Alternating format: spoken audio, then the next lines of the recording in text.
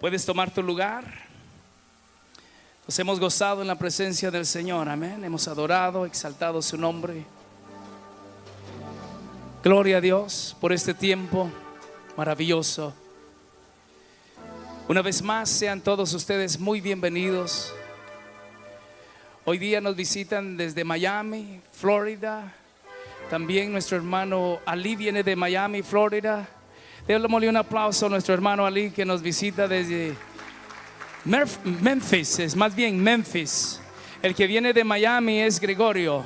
Gregorio es el que viene. Gregorio, bienvenido. Nuestro hermano Gregorio es uno de los líderes de nuestra iglesia virtual, del grupo 1. Y nos gozamos por tenerte aquí, Gregorio. También tenemos desde Palm Springs, tenemos a nuestro hermano Paulo. Paulo, bienvenido, Paulo. Qué alegre. Dale ese aplauso al Señor por la vida de nuestros hermanos. ¿De qué otro lugar? Tenemos la noche pasada tuvimos de Colombia también, nos dijeron. Así que bienvenido nuestro hermano de Colombia. A ver, dale ese aplauso, así es, sí, bienvenidos. Al Señor, gracias al Señor por sus vidas, que hoy tú y yo estamos aquí. Bendito sea el nombre de nuestro Señor Jesucristo. Gloria a Dios. Y tengo el honor, el privilegio de presentar a nuestro pastor José Manuel Sierra, que viene desde Canarias. Y algunos de ustedes dicen, ¿y dónde queda Canarias? Bueno, él nos va a explicar. Así que quiero darle la bienvenida a nuestro pastor. Que pase adelante con un fuerte aplauso al Señor por la vida de nuestro pastor. Gloria a Dios, porque el Señor es bueno y para siempre su misericordia. Pastor, bienvenido.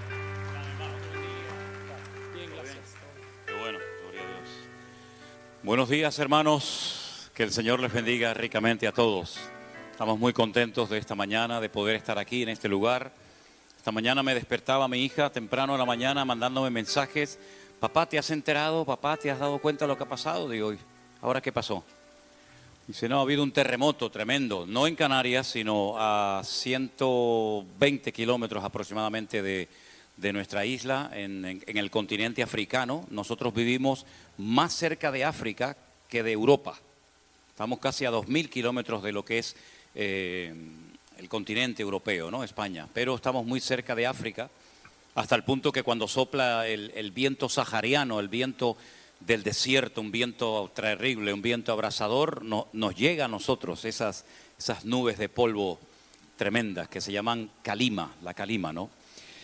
Ha habido un terremoto en esta noche en Marruecos, donde ya cuando venía ahora por el camino, las noticias hablaban de más de 1200 muertos. Tremendo, un terremoto de 7 puntos no sé qué y centenares de heridos, ¿no? Y bueno, todo esto son las señales proféticas de las cuales habló el Señor, ¿no? Hace 2000 años dice que incluso habría terremotos en diferentes lugares al mismo tiempo, y eso suele ocurrir muchas veces. Cuando hay un terremoto en un lugar, al poco tiempo, los pocos días o semanas, hay una réplica en otro país cercano o en cualquier otro lugar, ¿no? Y es que nosotros tenemos que estar preparados para todas estas cosas. Y como dije anoche, no nos tenemos que sorprender de lo que está ocurriendo y de lo que viene, que es aún superior y más grande, ¿no? Y es que en algún momento lo que hemos leído de la Biblia se va a tener que cumplir, ¿sí o no? Hemos leído cosas tremendas que van a ocurrir en los últimos tiempos y yo estoy convencido de que a nosotros nos ha tocado vivir en la recta final. Estamos viviendo en los últimos tiempos, no cabe la menor duda. Jesús no vino en la época de la Segunda Guerra Mundial, cuando murieron más de 65 millones de personas en Europa. Los cristianos de aquella época, los pastores predicaban, Cristo viene, pero la realidad es que en ese tiempo no vino el Señor.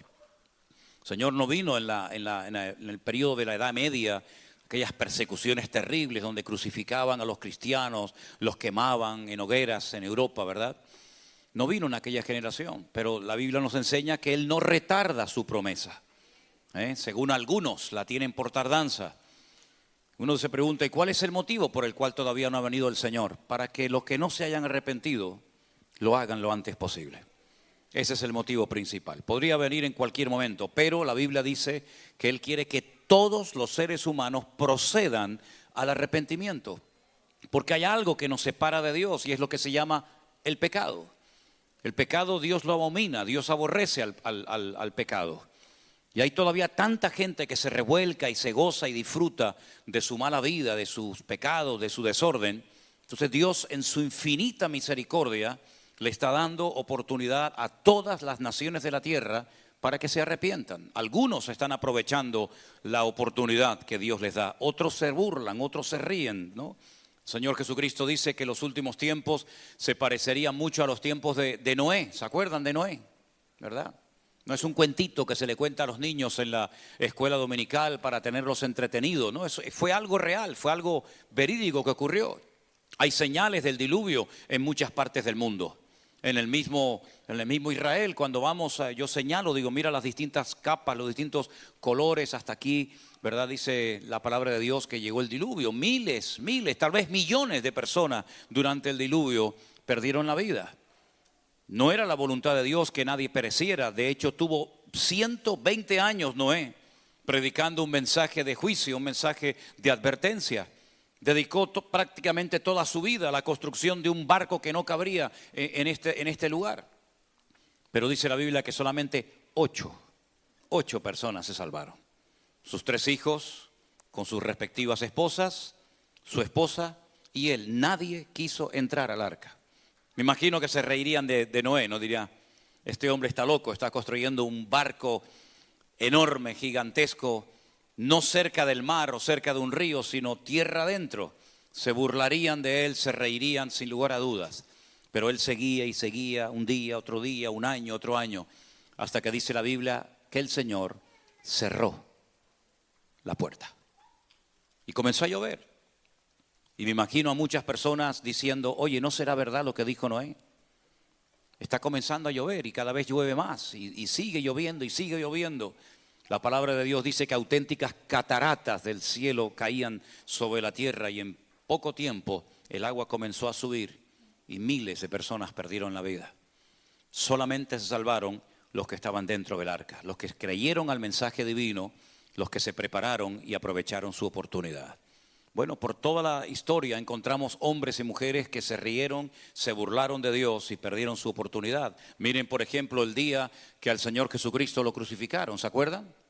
Allí en el monte de la Calavera, dice que había a su derecha un ladrón que estaba crucificado juntamente con él. A su lado izquierdo había otro. Uno se burlaba, uno se reía, uno se metía con el maestro y le decía, si eres tan poderoso, sálvate a ti mismo y a nosotros también. Sin embargo, el otro se le queda mirando y le dice, ¿no tienes temor de Dios ni siquiera estando a punto de morir?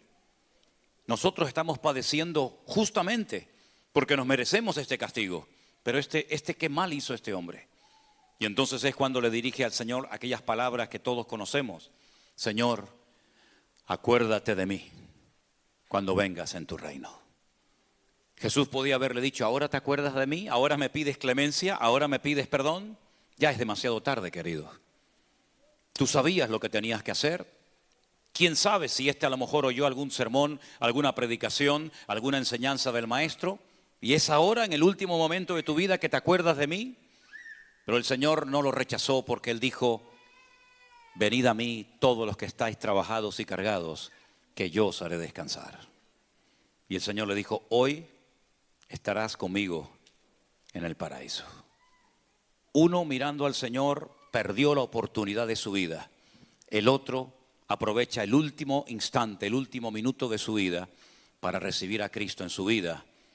Y lo veremos cuando lleguemos a la eternidad, a la presencia del Señor. Yo espero que todos y cada uno de los que están en esta sala en esta mañana tengan sus nombres inscritos en el libro de la vida. Que nadie diga, perdí mi oportunidad. Escuchaste predicaciones, tal vez tu madre, tu abuela, tu primo, un amigo, un compañero de trabajo te hablaron del Señor, pero nunca quisiste entregarle tu vida a Cristo. Deseo y hemos orado para que en esta mañana los que no hayan tomado esta decisión, que es la más importante de la vida, la puedan tomar. Y el Señor hoy inscriba tu nombre y estés preparado para vivir estos tiempos finales. Amén, hermanos. Cerramos nuestros ojos un momentito, oramos a nuestro Dios y nos preparamos para recibir la palabra. Que sea de bendición, que Dios toque nuestras vidas y que todos y cada uno de nosotros podamos en el día de hoy estar atentos, no dejarnos distraer por nada, ni por nadie. Y por eso le pedimos a nuestro buen Dios, háblanos, Señor. Estamos aquí reunidos en torno a tu palabra, en torno a tu presencia, y queremos no solamente disfrutar de esta comunión hermosa entre hermanos, sino queremos oír tu voz y que tú nos ayudes a tomar los pasos y las decisiones que tenemos que tomar. Háblanos, Señor, una vez más, a través de tu hermosa y poderosa palabra, en el nombre de Jesús. Amén y amén. Los que estuvieron ayer por la noche aquí en este mismo salón, saben que el Señor puso en mi corazón que les hablara acerca de un personaje llamado en hebreo Yivó, o Ivó, pero que nosotros lo conocemos con el nombre de Job. Es el libro más antiguo de la Biblia. Un personaje que, como decía anoche, solamente repasamos un poquito, se acostó rico y se levantó pobre. Se acostó sano y se levantó enfermo. Y en cuestión de pocos días perdió los 10 hijos que tenía, 7 varones y 3 hembras. Lo perdió absolutamente todo. La realidad del mundo espiritual en la vida de Job y en el libro de Job es realmente extraordinaria. Probablemente Job no entendía nada. De hecho, él tenía 3 amigos que vinieron de lejanas tierras para consolarlo, para animarlo, pero fue todo lo contrario. Aunque estuvieron una semana sin poder pronunciar ni una sola palabra, viendo la tristeza, viendo el dolor, viendo el sufrimiento de Job, dice que no pudieron hablar nada durante una semana. Finalmente se atreven a hablarle y todos comienzan a decir, si fueras tan bueno, no te estaría pasando lo que te está pasando. Seguramente hay algún desorden, algún pecado oculto en tu vida y esta es la retribución, este es el castigo, el juicio de Dios sobre tu vida. Personas que no supieron leer las circunstancias. Los 3 se equivocaron, juzgaron injustamente a Job. Job no había pecado, Job no estaba en desobediencia, en rebeldía, sino que Job estaba siendo tratado por Dios y era un período transitorio en el cual Dios le estaba tratando de mostrar a Satanás con hechos, ¿verdad? Con una evidencia fuera de toda duda, que cuando el Señor dijo no hay otro como Él en toda la tierra, Dios no se había equivocado. Sin embargo, sus amigos no hacían más que condenarlo, culparlo, algo habrás hecho, hay algún pecado oculto en tu vida, tú eres una persona llena de apariencia, pero en el fondo eres una persona completamente diferente. Todos se equivocaron. Y yo creo que una de las peores desgracias que le puede ocurrir a los creyentes, a la iglesia hoy en día, es no saber leer, no saber discernir, interpretar lo que está ocurriendo. De hecho, el apóstol Pablo dice en 1 Corintios que el hombre natural, es decir, el que no ha nacido de nuevo, el que no conoce a Dios, el que no lee su palabra ni la escudriña, dice que para él las cosas de Dios son locura. No las puede entender, no les da ninguna importancia. Sin embargo, el hombre que ha nacido de nuevo, el hombre cuyo corazón tiene al Espíritu Santo morando con él y ora y tiene comunión con el Señor, dice que discierne todas las cosas. Y eso es lo que necesitamos urgentemente los cristianos en este tiempo en el que vivimos. Discernimiento espiritual, para no quejarnos, para no lamentarnos, para no pensar o creer por un instante que el Señor nos está tratando injustamente, sino para saber lo que está sucediendo y tener el consuelo de las Escrituras y poder estar firmes y constantes creciendo en la obra del Señor siempre. Y no dejar que nada ni nadie robe nuestra fe, que nada ni nadie nos tambalee, nos sacuda de tal manera que al final terminemos echándole la culpa a Dios o vete tú a saber a quién de lo que nos está sucediendo. Job es una persona con un discernimiento espiritual tremenda. Y yo quiero basar el mensaje de hoy en unas palabras que Job dijo cuando estaba pasando el peor momento de su vida. Cuando recién acababa de enterrar a sus 10 hijos. Cuando perdió el apoyo de su esposa, la cual le dijo, maldice a Dios y muérete de una vez. Cuando lo perdió absolutamente todo, miles y miles de animales, criados, amigos, todo. Él dijo estas palabras, yo salí desnudo del vientre de mi madre y desnudo volveré allá. Dios dio y Dios quitó. Sea el nombre del Señor bendito. ¿Cuántos dicen un fuerte amén? Eso es lo que dijo Job. Y sobre esas palabras, con una profundidad tremenda, vamos a compartir en esta mañana la palabra. Dios dio y Dios quitó. Su esposa supuestamente era creyente y fiel a Dios mientras Dios les bendecía, mientras Dios los prosperaba, mientras Dios les daba. Ella era la más fiel creyente del mundo. Pero en el momento en el que se dio la vuelta la vida de Job y comienza progresivamente a perderlo todo, incluso hasta la propia salud, ella no entiende que ese Dios que los ha bendecido durante tantos años, que los ha convertido en la gente más rica y poderosa del mundo, que lo pierdan todo. Y es entonces cuando ella se rebela contra Dios. A ella le molesta ver a su marido con esa integridad, con esa entereza, con esa confianza y fe en el Señor. Y es cuando le dice lo que recién os acabo de decir: maldice a Dios, muérete ya de una vez. Y es entonces cuando él dice: Dios nos dio y ahora es el momento que Dios nos quita por el motivo que no entendemos ciertas y determinadas cosas, pero yo igualmente voy a seguir bendiciendo y alabando el nombre de mi Dios. Sobre ese texto, vamos a ver en qué momentos de nuestra vida Dios nos puede quitar algo y por qué lo hace. Pensemos en la vida del patriarca Abraham. En el capítulo 12 del libro del Génesis, la palabra de Dios dice así: pero Dios le había dicho a Abraham: vete de tu tierra y de tu parentela y de la casa de tu padre a la tierra que yo te mostraré. Haré de ti una gran nación, te bendeciré y engrandeceré tu nombre y serás de bendición. Yo bendeciré a todos los que te bendigan y maldeciré a todos los que te maldigan, y en ti serán benditas todas las familias de la tierra. Ahora, Abraham vivía en un lugar llamado Ur de los Caldeos, muy cerca del Golfo Pérsico. Y es allí donde él, no sus hermanos, de los cuales vamos a hablar ahora, no su padre, él es el que recibe un llamado de Dios. Y ese llamado de Dios en hebreo se conoce con la expresión Lej Lejá. Cuando tú vas a estudiar en hebreo esa porción, ese trozo de la escritura se conoce como Lej Lejá, que la traducción literal de esa expresión sería sal para ti mismo. Es una expresión un poco extraña traducirla literalmente al castellano, al español, y por eso dice en la Biblia: vete de tu tierra.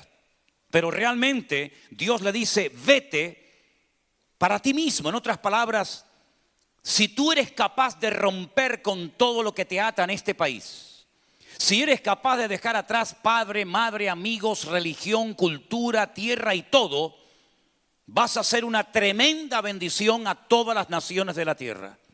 Es decir, aunque parezca duro lo que Dios le está pidiendo a Abraham, le está haciendo un favor, porque hay bendiciones que estaban reservadas para él siempre y cuando él estuviera dispuesto a pagar el precio. Las bendiciones están allí. El país que te voy a regalar está allí, se llama Canaán. Ese país recibe varios nombres en la Biblia: Canaán, la tierra que fluye leche y miel, Israel, etcétera, etcétera. Pero mientras tú no salgas de tu confort, mientras tú no salgas de tu estabilidad, esas bendiciones no las vas a conseguir, no las vas a alcanzar, porque tú eres el que tienes que ir a buscarlas donde Dios quiere que vayas a buscarlas. Ahora, nosotros cuando leemos el llamado de Abraham, cometemos, yo creo que la equivocación de arrancar desde el capítulo 12, verso 1. Pero realmente, para poder entender esto, hay que ir unos versículos antes. Y quiero que presten atención a estos versículos del capítulo 11 de Génesis, donde dice lo siguiente: murió Harán antes que su padre Taré murió en la tierra de su nacimiento, en Ur de los Caldeos. Quédense con este detalle, con este dato. Yo creo que ustedes pueden recordar esta información que les voy a dar. El padre se llamaba Taré, dígalo conmigo, Taré. Tenía 3 hijos. El más conocido, Abraham. El segundo era Aram y el tercero era Nacor. Un padre y 3 hijos. Uno de sus hijos, llamado Aram, muere en Ur de los Caldeos. Y dice la Biblia en el versículo 29 que tomaron a Abraham y Nacor, ya el otro había muerto, mujeres. El nombre de la mujer de Abraham era Sarai y el nombre de la mujer de Nacor, Milca, que era hija de Harán. Tomó Taré a Abraham su hijo y a Lot, el hijo de Harán, el hijo de su hijo, y a Sarai su nuera, mujer de Abraham su hijo, y salieron con ellos de Ur de los Caldeos para ir a la tierra de Canaán. Ese era el objetivo. Salimos de aquí, dejamos nuestras propiedades, dejamos nuestra casa para ir a otro país que se llama la tierra de Canaán. Esa era la meta, ese era el objetivo. Un recorrido enorme, meses y meses viajando. Y dice que salieron de Ur de los Caldeos para llegar a la tierra de Canaán y llegaron hasta un lugar que lo llamaron Harán. ¿Quién era Harán? El hermano de Abraham, el hijo de Taré. Llegan a un lugar que es justo la mitad entre ese lugar y Ur de los Caldeos es casi idéntica a la misma distancia que hay entre Harán y la tierra de Canaán. Es decir, llegaron a la mitad del recorrido. Supongamos que tenían que recorrer, por poner una cifra, 3.000 kilómetros. Cuando llegaron a una parada y había como 1.500 kilómetros, se detuvieron. Y en ese lugar donde se detienen, donde echan raíces, donde se olvidan del objetivo de ir a Canaán, el padre lo llama Haram o Harán, exactamente el mismo nombre del hijo que él había enterrado en Ur de los Caldeos. Tal vez tenía tanto dolor este padre por haber dejado atrás a uno de sus hijos, que para no olvidarlo nunca, a ese lugar donde él llegó y se estableció, le puso exactamente el mismo nombre del hijo que había fallecido, del hijo muerto de Harán. Pero si uno observa y si uno presta atención, a continuación dice que al que había el Señor llamado no era ni a Harán, ni a Nacor, ni a Taré, ni a Lot, sino había llamado a Abraham. Dios le había dicho a Abraham: sal de tu tierra y de tu parentela y de la casa de tu padre a la tierra que yo te mostraré. Las promesas no son para toda la familia, las promesas son para él y su descendencia. ¿Por qué se detuvo Abraham en Harán? Nadie lo sabe. Lo que está bien claro es que se quedó a mitad de camino, como lamentablemente hoy en día muchos creyentes se quedan a mitad de camino. Empezaron bien, con mucho ánimo, con mucho fervor. A por todas, voy a servir al Señor, voy a pagar el precio que sea necesario pagar. Pero algo pasó, tal vez se llevaron una desilusión, tal vez una palabra que esperaban recibir o no la recibieron. Yo que sé los motivos, se pararon a mitad de camino. Y esa familia, ese joven, ese hermano o hermana, que había recibido en su corazón un llamado, que tenía una carga en su corazón por servir al Señor, por el motivo que sea, se detuvo y ahí se quedó a mitad de camino. Ni avanza ni retrocede, sino que se quedó estancado en su desarrollo y en su crecimiento espiritual. Eso es lo que la Biblia llama en el libro del Apocalipsis los cristianos o las iglesias tibias, que no son ni fríos ni calientes, sino tibios. No reniegan del Señor, pero tampoco sirven al Señor. No reniegan de su fe ni de la palabra del Señor, pero tampoco la interiorizan y tampoco la llevan a la práctica todos los días de su vida. Y el Señor dice que a ese tipo de personas, los tibios, los vomitará de su boca. Es más, el Señor te invita a que seas frío o que seas caliente, pero no tibio. Y ese fue el problema de la última iglesia mencionada en la Biblia, la iglesia de Laodicea. Una iglesia que dice que se había enriquecido, que habían prosperado, que tenían de todo, hasta el punto que decían: nos hemos enriquecido y no tenemos necesidad de nada. Pero cuando el Señor le habla, cuando el Señor la confronta, le dicen: ustedes no saben nada, ustedes no entienden nada. Han perdido el discernimiento, la capacidad de poder entender las circunstancias. Y dice, ustedes son pobres, ciegos, desnudos, miserables y desventurados. Los 5 adjetivos que utiliza el Señor para definir la realidad de la iglesia de la Odisea no coinciden en lo más mínimo con el concepto que tenía la iglesia de sí misma. Y eso es lo que le pasa a muchos creyentes, que por haberse enredado en las cosas de este mundo, por dedicar poquísimo o prácticamente nada de tiempo a escudriñar y a estudiar las Escrituras, a tener comunión con el Señor, a prepararse para poder servir al Señor, terminan enfriándose de tal manera que sus vidas no crean ningún impacto. Pasan desapercibidos, se llaman cristianos, pero no viven como cristianos. Que fue otro de los problemas que tuvo una de las iglesias del Apocalipsis. Cuando el Señor le habla, le dice, ustedes tienen nombre de que viven, pero ustedes están muertos hace mucho tiempo. Y eso fue lo que le pasó a Abraham. Salió porque él había recibido un llamado, unas promesas tremendas que Dios no le había hecho a nadie hasta ese momento.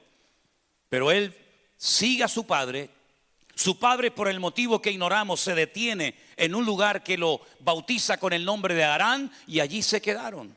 Pero allí es donde el Señor le recuerda que el llamado ya él lo había recibido. Por eso el tiempo del verbo está en pasado. Ahí no dice que Dios está llamando a Abraham, sino ahí el Señor le recuerda el llamado de Abraham, diciéndole, pero el Señor le había dicho a Abraham, sal de tu tierra y de tu parentela. Y la palabra de Dios nos enseña que Abraham finalmente logró salir de ese lugar rumbo a la tierra prometida. Claro, para poder obtener ciertas y determinadas bendiciones en la vida, escuchen esto, para que no te lleves después ninguna desilusión. Repito, para recibir ciertas y determinadas bendiciones en la vida, tú tienes que ser tremendamente probado, mi hermano. Dios nos tiene que sacudir y triturar y podar en muchas áreas y aspectos de nuestra vida. Porque si quieres realmente crecer y madurar en el Señor, lo primero que Dios hará con nosotros es probarnos en todas y en cada una de las áreas de nuestra vida.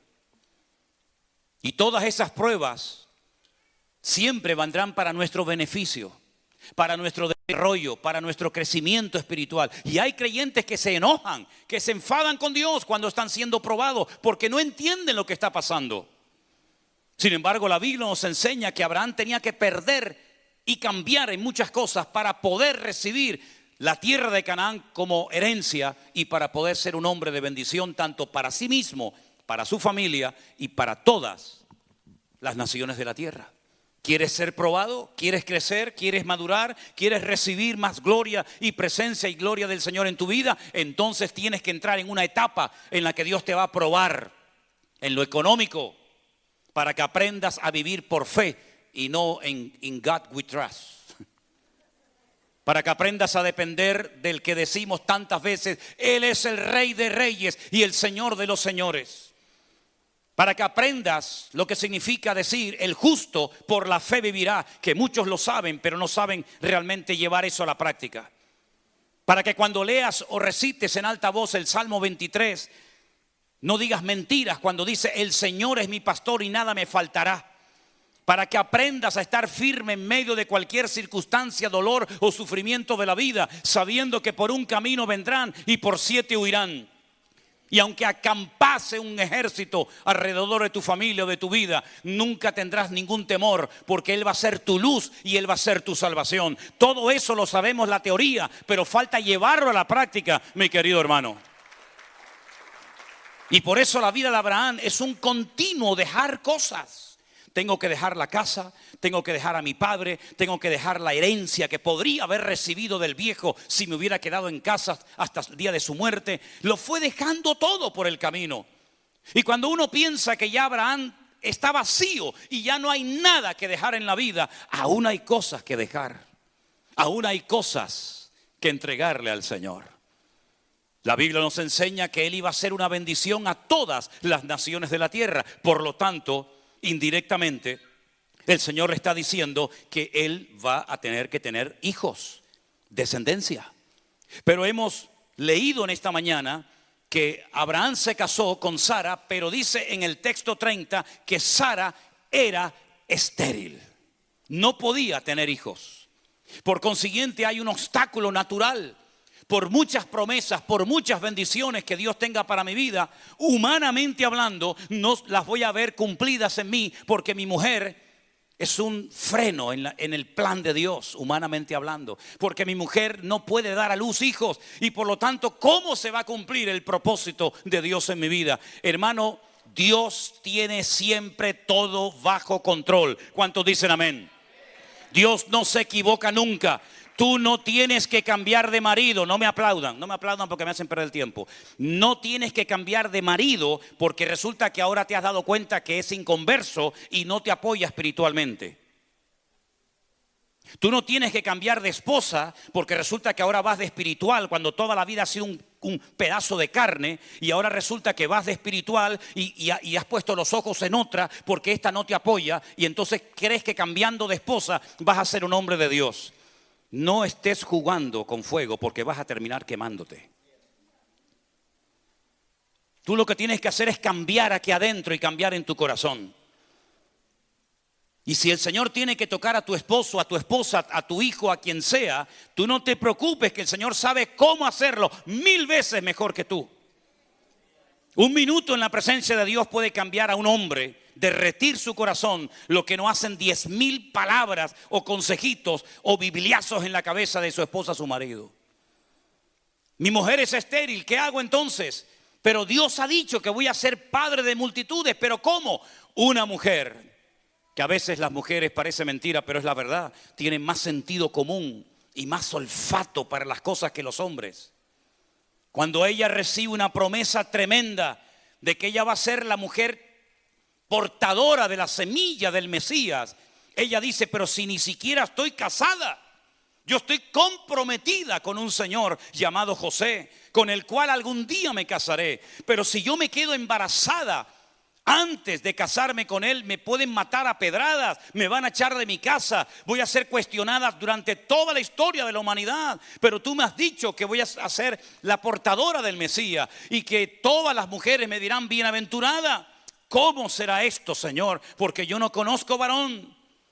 Se atrevió a preguntarle a Dios, y el Señor le respondió y le dijo: lo que es imposible para los hombres es posible para Dios. El Espíritu Santo vendrá sobre ti y te cubrirá, y tendrás un santo ser en tus entrañas. ¿Te das cuenta? Humanamente hablando, uno dice: pero ¿cómo va a suceder todo esto? Es demasiado grande para la ciencia médica, es una locura, esto es un disparate. Pero Dios dijo: el que cree en el Señor, todo le es posible. Y ahora Abraham se da cuenta de que su esposa es estéril, pero él es el portador de una promesa que va a bendecir a todas las naciones de la tierra. ¿Pero cómo? Su esposa entonces, en esta ocasión, se equivocó. Y según la costumbre de la época, trae a una criada llamada Agar para que ésta mantenga relaciones con Abraham. Y Abraham, que era un hombre muy obediente, le dijo a su esposa: sí, señora, lo que tú digas. Y la criada Agar, que era de Egipto, él se fue de Egipto, pero Egipto se le metió en la casa. Se queda al poco tiempo embarazada, y cuando ya el viejo está contento y alegre que porque por fin se va a cumplir la promesa del Señor, el Señor le habla y dice: esto no es lo que yo te había prometido. Yo no me muevo de esa manera. Eso es tu plan, tu proyecto, tu idea de vida, pero este no es el hijo de la promesa. Esto es lo que tú has conseguido con esta muchacha. Y dice que al poco tiempo ese niño llamado Ismael, y cuya madre era Agar, comenzaron a causar problemas en el hogar, la estabilidad, la paz del hogar. Hermano, mira, no dejes que nadie te robe la paz de la casa, Llámese suegra, llámese suegro, llámese como se llame. No dejes que nadie venga a robar la paz de tu casa. El Señor le dice a través de Sara, en esta ocasión sí acertó: expulsa, echa a la madre y al hijo, y volverá a venir la paz a este hogar. Para Abraham aquello fue una bomba. Él no podía dar crédito a lo que su esposa le estaba diciendo, y él va a hablar, a consultarle al Señor, y el Señor le dice: hazle caso en esta ocasión. Y dice que expulsó a su hijo de 13 años con un pequeño recipiente de agua y lo manda al desierto. Humanamente hablando, iba a morir tanto el niño como su madre, pero el Señor tenía un plan también para Ismael. Y el Señor lo protegió y lo cuidó hasta el día de hoy. Y entonces el Señor le dice: yo te prometí un hijo con tu legítima esposa. Y ese hijo fue, como bien saben ustedes, Isaac. Así que tuvo que dejar al padre, tuvo que dejar a la madre, tuvo que dejar la tierra, tuvo que dejar sus amigos, tuvo que dejarlo todo. Y ahora, para colmo, también tengo que abandonar y expulsar de mi casa a mi hijo, al cual amaba, dice la Biblia. Pero cuando ya Ismael es grande y él por fin ya entiende el plan de Dios, ahora viene otro golpe duro a la vida de Abraham. Hay que seguir todavía dejando cosas por el camino. Y el Señor le dice: sacrifícamelo sobre un altar. Y no era un sacrificio normal y corriente, era un olá. En hebreo la palabra para holocausto es olá. Y olá era una ofrenda que se hacía, pero se tenía que prender fuego al animal. Y en este caso a su hijo Isaac. Y él no duda, él no cuestiona a Dios. Él camina 3 días desde el sur de Israel, desde la ciudad de Beersheba hasta llegar al monte Moriah en Jerusalén, y está dispuesto a sacrificar a su hijo. Y él tiene que aprender que no hay familia, ni amigos, ni trabajo, ni hijos, ni nada que tiene que ocupar el lugar primero en nuestras vidas. Y si comenzamos a analizar en profundidad toda la vida del patriarca Abraham, es una continua pérdida, dejando una cosa, dejando otra cosa, dejando un hijo, dejando padre, dejando madre. Pero al final, por cada cosa que dejaba, Dios lo honraba y Dios lo bendecía. Y con esto coinciden las palabras del Señor Jesucristo cuando Él dijo: no hay nadie que haya dejado por mí, por mi causa, padres, madres, tierra, amigo o lo que sea, que no haya de recibir en esta vida 100 veces más y en la otra vida, la vida eterna. En otras palabras, no tenga miedo de desprenderse de algo, porque probablemente hasta que ese algo no sea quitado de su vida, hasta que esa atadura no sea quitada de su familia, hasta que usted no aprenda a confiar 100% en el Señor, será un cristiano como muchos. Pero no será un cristiano poderoso en el Señor, no recibirá mayores bendiciones y recompensas del Señor, porque hay ciertas cosas que vienen sin pedirlas, pero hay otras que vienen después de haber pagado un altísimo precio. Y el precio no es económico, por si alguien está pensando en eso. El precio es la obediencia, el someterme a Dios, el fiarme de Dios, el saber que si yo dejo esto o aquello, lo que Él me pida, el Señor me va a honrar y el Señor me va a bendecir. Porque dice la Biblia que Él es galardonador de los que le buscan, y el que fue fiel en lo poco, Dios lo pone sobre mayores cosas. Ahora denle un fuerte aplauso al Señor, que es el que se merece la honra y la gloria. Aleluya. A Él la gloria, la alabanza y el honor. Pero a veces queremos tenerlo todo, ¿verdad? Queremos controlarlo todo. Y me viene a la cabeza aquel muchacho sincero, honesto, religioso, que se acercó un día al Señor Jesucristo y le dijo: maestro bueno, ¿qué tengo que hacer para heredar la vida eterna? Qué interesante pregunta, ¿verdad? Y le dijo el Señor: bueno, si te interesa tu crecimiento y tu desarrollo espiritual, guarda la palabra, guarda los mandamientos. Y le dijo: ¿cuáles, Señor? Porque los judíos tenían y tienen en la Torá, en el Pentateuco, 613 mandamientos. ¿Con qué mandamientos tengo que ponerme a trabajar? Y el Señor le menciona, le da una pequeña lista de mandamientos y le dice: todo esto que me estás pidiendo, todo esto que me estás diciendo, yo lo he cumplido desde mi juventud. Y el Señor le dice: ¿sabes qué? Pero aún te falta una cosa. Y él abre los oídos y le dice: bueno, dímela, ¿qué me falta? Y el Señor le dijo: vende todo lo que tienes, dáselo a los pobres, y cuando lo hayas hecho, ven y sígueme. Y es la única persona en todo el ministerio de Cristo que se fue peor de lo que vino después de haber visto y hablado con el Señor. Dice la Biblia que se fue muy triste. Toda la gente cuando iba al Señor, el que venía triste se iba alegre, el que venía paralíticos se iban dando, corriendo. El que venía mal se iba bien. El que venía sucio por la lepra se iba limpio y transformado. El que venía tomado por demonio se iba libre en el nombre del Señor. Pero este se va peor de lo que vino. ¿Por qué? Porque no quiso poner en práctica la palabra del Señor. Y el Señor, cuando se va, dice que lo amó y le dijo a sus discípulos: qué difícil es entrar en el reino de los cielos un rico. No es que todo el mundo tenga que desprenderse de sus cosas para seguir al Señor, pero en tu caso, esto es lo que yo te estoy pidiendo que hagas. Podía haber llegado a ser un gran discípulo, pero perdió una oportunidad histórica en su vida. Ni siquiera la Biblia dedica un segundo de tiempo para decirnos cómo se llamaba este muchacho, o qué edad tenía, o de qué tribu era. Nada, se acabó la conversación. Dice la Biblia que solamente los valientes son los que van a heredar el reino de Dios, y los cobardes no tienen lugar ni cabida en el reino del Señor. ¿Usted quiere ser un cobarde, un gallina, o quiere ser un valiente?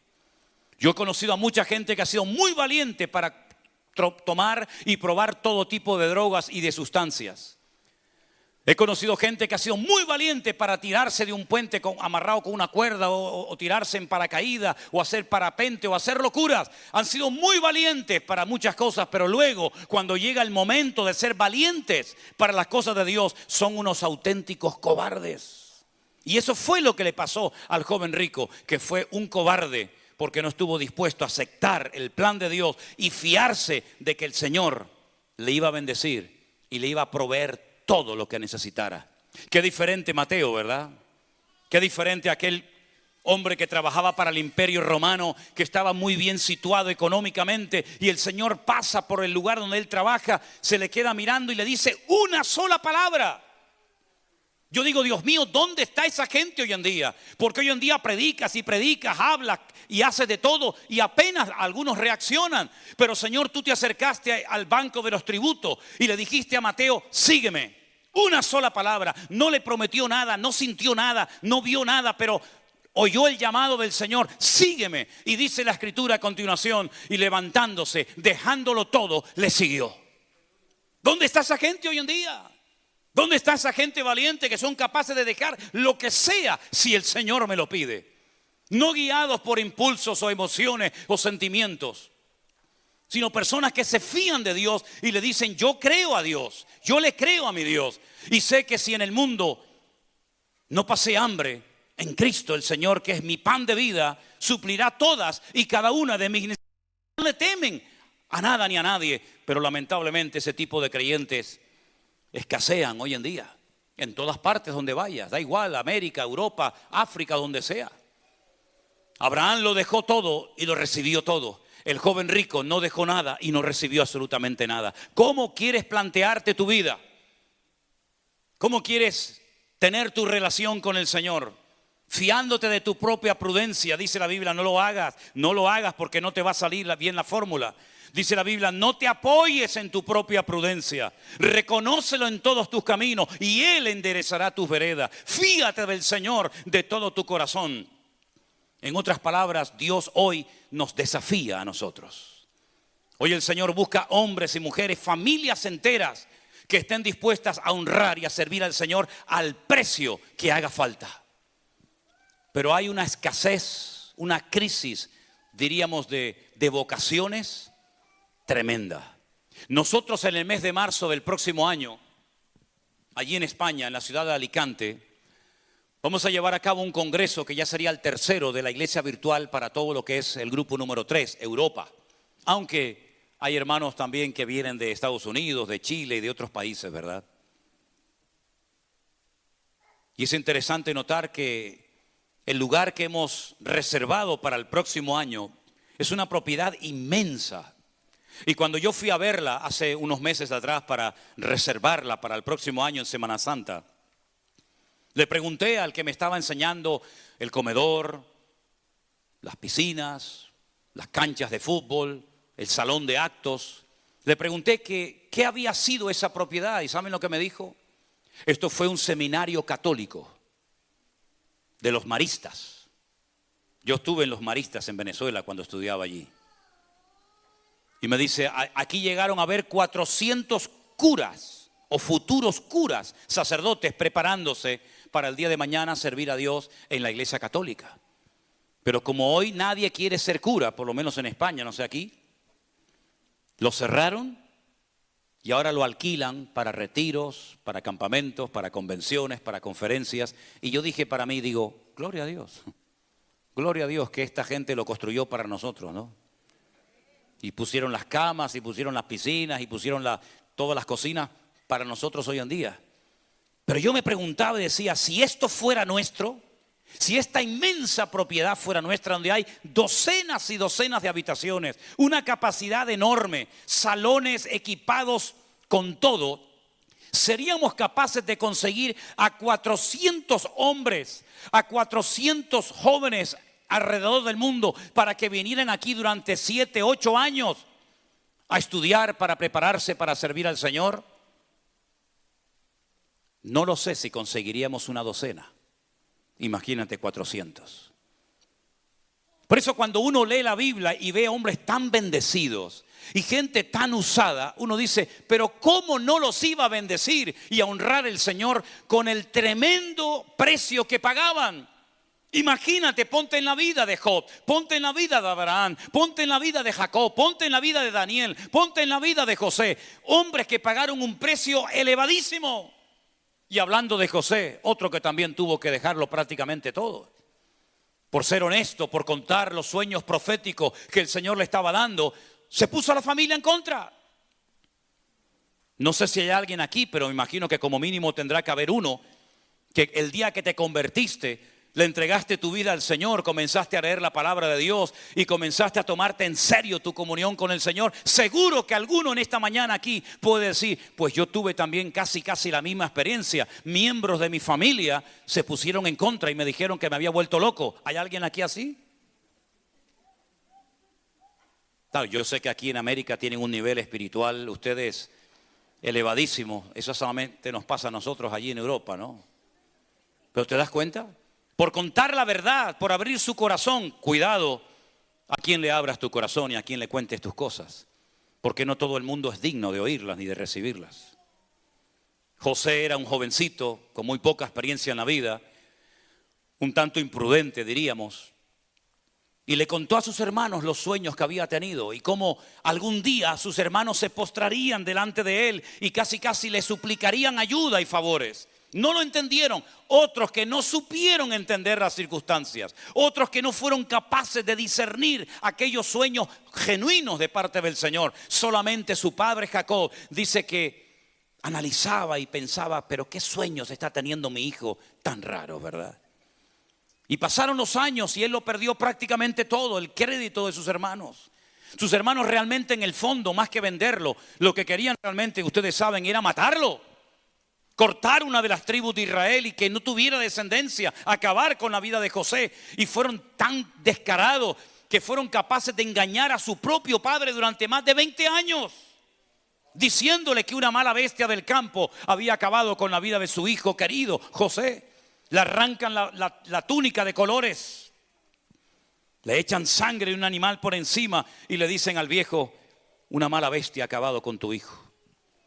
Tú lo mandaste para que nos trajera comida, pero al final murió en el campo. Y el padre dice que durante 22 largos años lloró y lloró y lloró y no había consuelo para este hombre. Imagínate que uno de nuestros hijos muriera de esta manera. Se quedó sin padre, sin madre, sin hermanos, sin nada. Y lo mandan a un país extranjero y lo compran como un esclavo. De tener una vida cómoda y bonita y tener un padre que lo amaba y un ambiente espiritual, pasa a ser un esclavo, donde ni siquiera podía comunicarse porque tenía que aprender un nuevo idioma. Un esclavo recibiendo órdenes, no había descanso, no había vacaciones, no había derechos humanos, no había nada. Pero la historia sigue contándonos, diciéndonos que hasta al final la esposa del amo le clavó los ojos encima y quería acostarse con él. Y él dice, yo no voy a cometer este pecado, y lo meten en la cárcel por un delito que no había cometido. Perdió lo poquito que tenía, hasta el amo lo perdió, un buen hombre que lo amaba y le había dado un voto de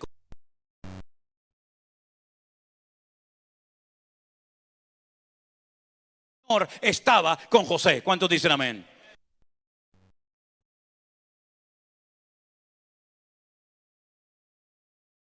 Yo nunca, jamás te abandonaré. Te has quedado sin padres, sin madres, sin hermanos, sin amos, sin nadie. Pero el Señor estaba con José. Y eso es lo que tenemos que tener siempre presente en nuestra vida. Que en nuestra vida todo nos va a fallar. Y podemos enterrar hijos, podemos enterrar madre, podemos enterrar padre, podemos salir heridos de cualquier ambiente o lugar o iglesia. Pero el Señor siempre, siempre estará a nuestro lado. Porque es la promesa del Señor. Yo estaré con ustedes, con vosotros todos los días, hasta el fin del mundo. Y al final, cuando sus hermanos tienen que venir a Egipto a buscar comida, a suplicar un poco de grano, y él reconoce a sus hermanos, pero parece mentira, sus hermanos no lo reconocen a él. La Biblia nos enseña que él se tiene que ir a una habitación aparte a llorar. Porque su corazón no era un callo, su corazón no era una piedra, su corazón seguía siendo de carne. Y finalmente dice que echó de la sala a todos los criados y dice que se da a conocer a sus hermanos y sus hermanos tiemblan de miedo porque piensan que ahora viene la venganza, ahora Él es el Señor, ahora Él puede cortarnos la cabeza. Y Él les dice: no teman, queridos hermanos míos, no fueron ustedes los que me mandaron acá. Fue mi Dios, el que usando tus celos y tus envidias me trajo a este lugar. Y dice que se echó sobre el cuello de cada uno de ellos y lloraron y gritaron de emoción y de gozo. Y dice: id y decirle a mi padre que yo estoy vivo. ¿Qué encuentro tuvo que hacer aquel, verdad?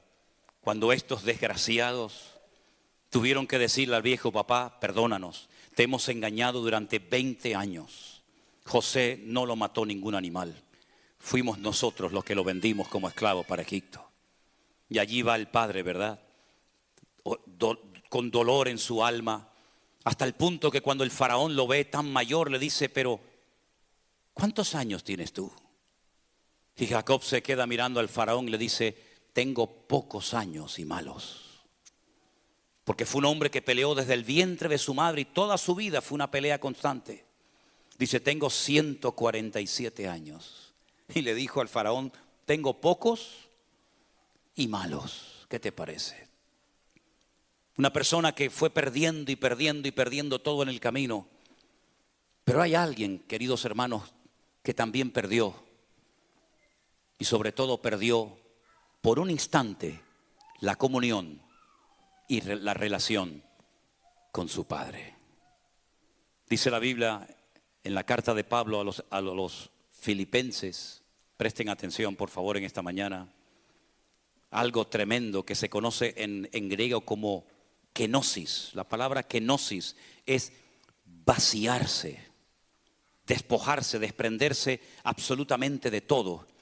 El apóstol Pablo describe la vida de Jesús de una forma extraordinaria diciendo: haya pues en vosotros este sentir que hubo también en Cristo Jesús. Filipenses 2:6.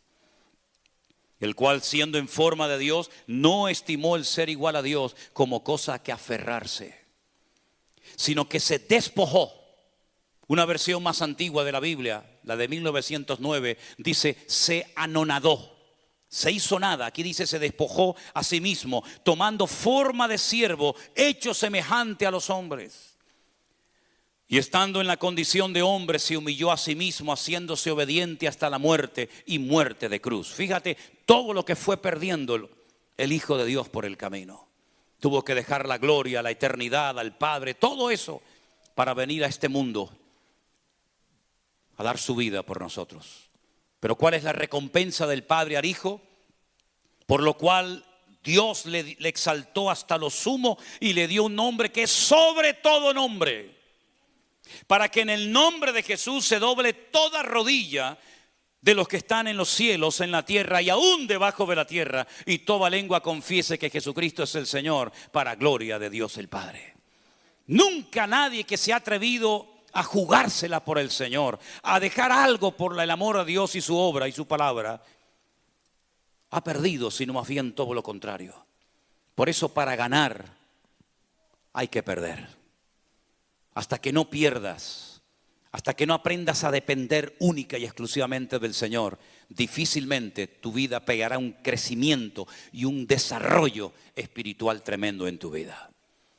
Tenemos la mala costumbre de creer que por lo que tenemos ya podemos vivir tranquilos y seguros. Y yo recuerdo las palabras de nuestro Señor Jesucristo cuando dijo: necio, ¿de qué sirve que hayas ensanchado tus graneros y que te haya sonreído la vida y seas un hombre rico y próspero, si esta noche vienen a buscar tu alma?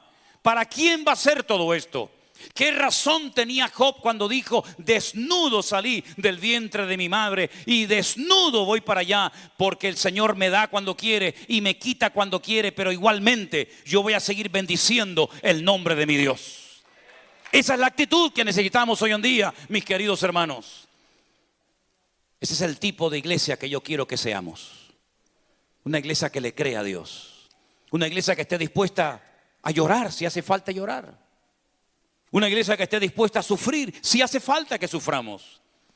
Una iglesia que no se achique ante los problemas y circunstancias de la vida, por muy adversos o duros que sean. Porque dice la Biblia, y voy terminando, que a medianoche hay un momento en el que hay oscuridad total.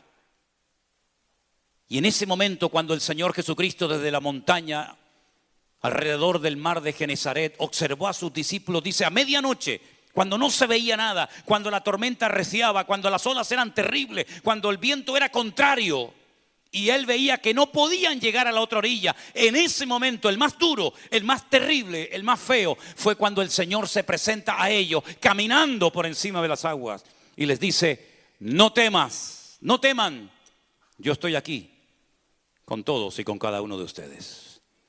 ¿Estás navegando con el viento en contra? ¿Hay tinieblas y olas terribles en tu familia, en tu vida? El príncipe de paz está esta mañana con nosotros en este lugar.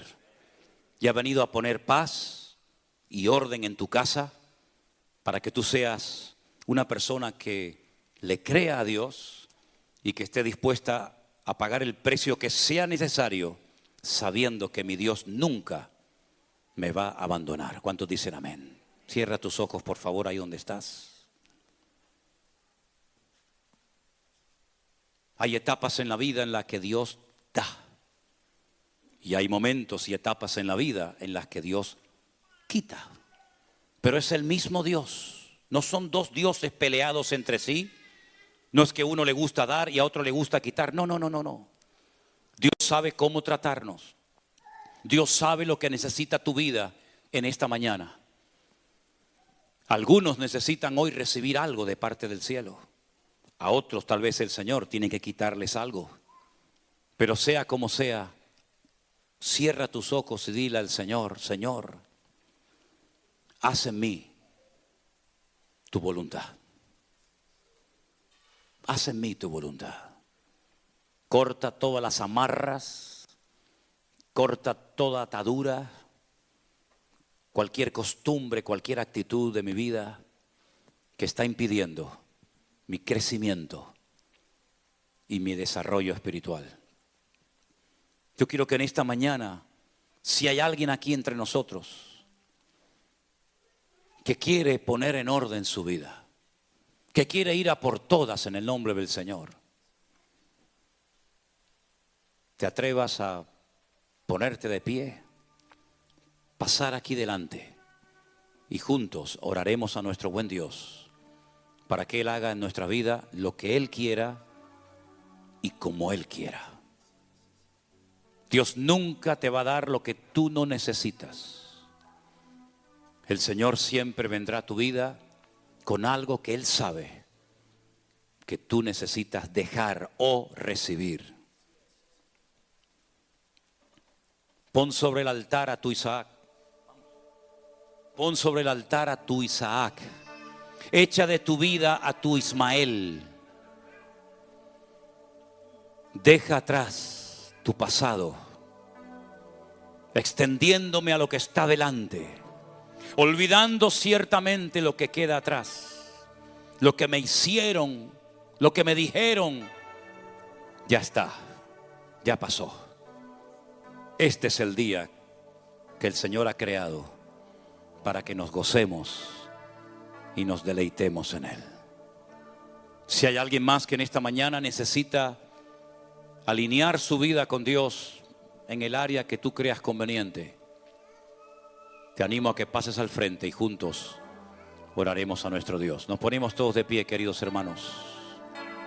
Gracias, oh Dios. Te adoramos. No sé cuál es esa. Esa es. Rey de reyes, Señor de señores, admirable. Consejero, Dios fuerte, Manuel, Dios con nosotros. El Cordero que fue inmolado, eres digno de tomar el poder, las riquezas, la sabiduría, la fortaleza, la honra y la gloria y la alabanza por los siglos de los siglos. Amén. Rey de reyes, Señor de señores, dígalo conmigo, admirable. Consejero, Dios fuerte, Manuel, Dios con nosotros. El Cordero que fue inmolado, eres digno de tomar el poder, las riquezas, la sabiduría, la fortaleza, la honra y la gloria y la alabanza por los siglos de los siglos. Amén. Cántale al Señor, Rey de reyes, Señor de señores, admirable. Gracias, Jesús. Aleluya. Gracias, Señor. Te alabamos. El Cordero fue inmolado. Eres digno de tomar de nuestra vida lo que sea.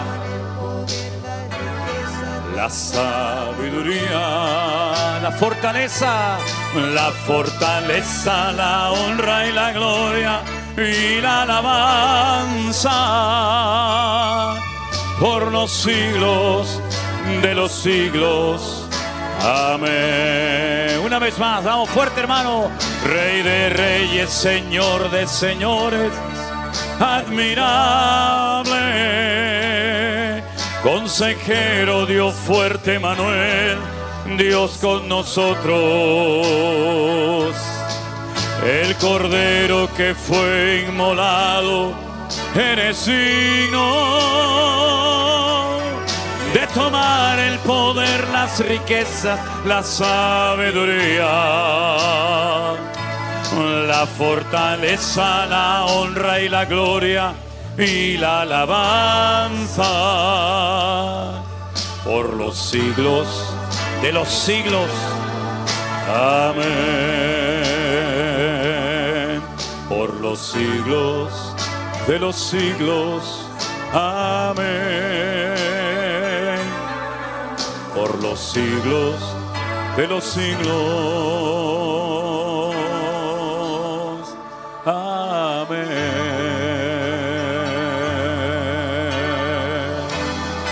Aleluya. Gracias, Jesús. Amén. Gracias, Señor Jesús. Ustedes que han pasado al frente en esta mañana, Dios sabe el motivo. Yo les voy a pedir que en esta mañana tú te presentes sinceramente delante de la presencia del Señor, sin ocultar nada, sin estar echándole en cara nada a Dios, sin estar haciendo preguntas, ¿por qué esto? ¿Por qué aquello? No, no es el momento de eso. Es el momento de renunciar, es el momento de morir a uno mismo. Es el momento, como decía, de lej leja, sal, sal. Abraham tuvo que salir de Ur de los Caldeos. Pedro tuvo que salir detrás de sus redes y de sus barcas. Elías tuvo que salir de aquella cueva. Pablo tuvo que salir detrás de aquella religión que lo había convertido en un esclavo y en un fanático. Todos y cada uno de nosotros tenemos que salir de algo para poder recibir la herencia que el Señor tiene dispuesta y preparada para cada uno de nosotros. Pero no tengan miedo.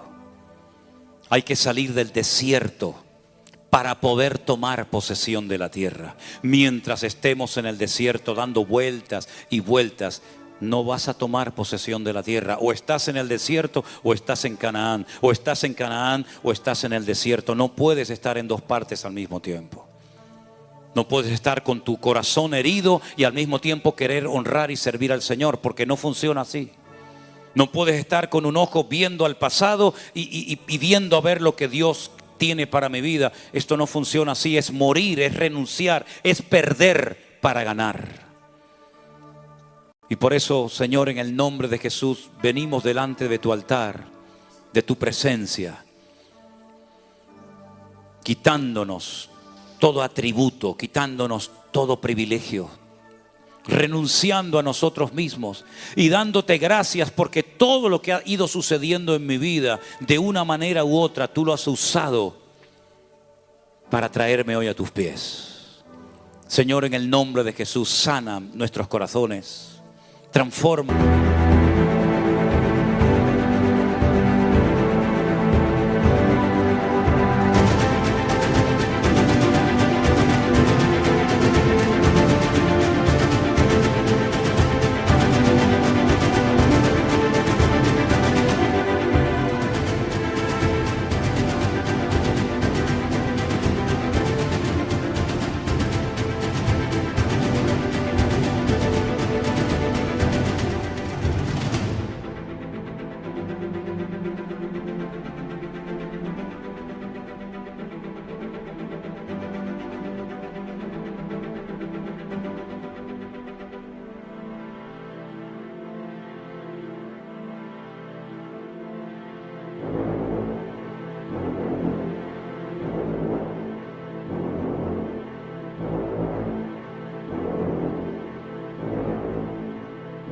Nuestras vidas, restáuranos, Señor, completamente, y que podamos decir: las cosas viejas pasaron y aquí todo es hecho nuevo.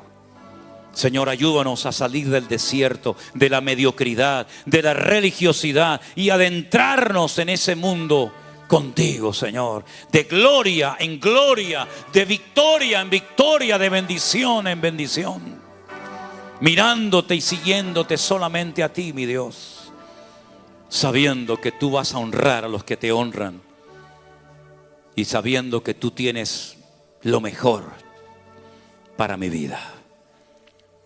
Pongo mi vida hoy sobre el altar, me rindo a ti y te lo pido con toda mi alma, en el nombre de Cristo Jesús. ¿Cuántos dicen amén?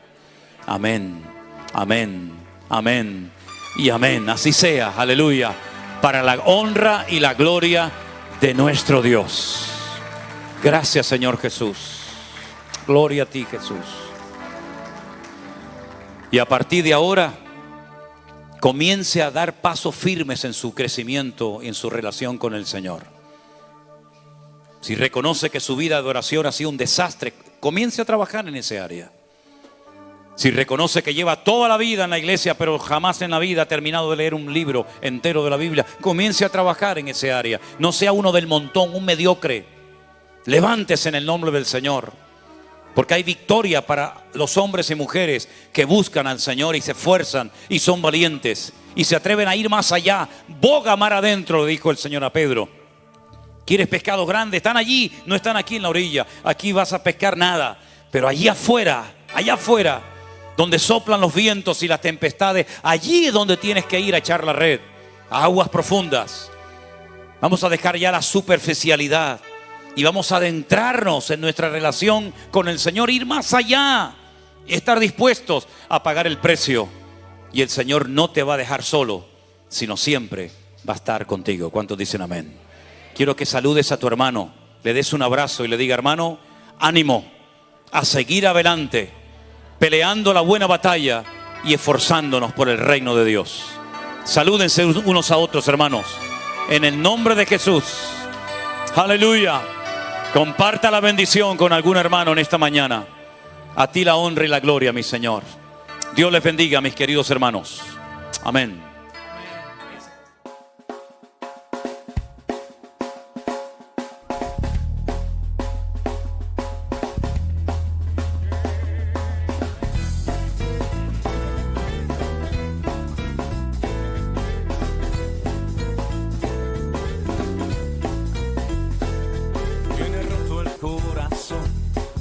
De tanto sufrir y llorar, tienes que aprender a descansar en Dios.